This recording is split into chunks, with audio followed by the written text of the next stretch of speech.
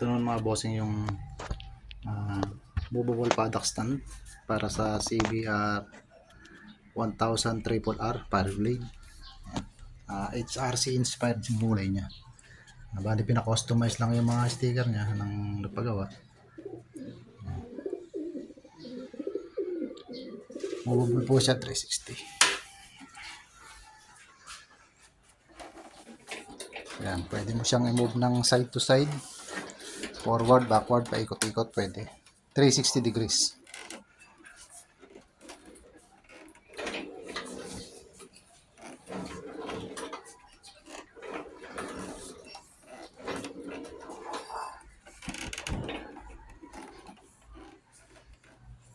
Tapos ito yung lock niya sa likod.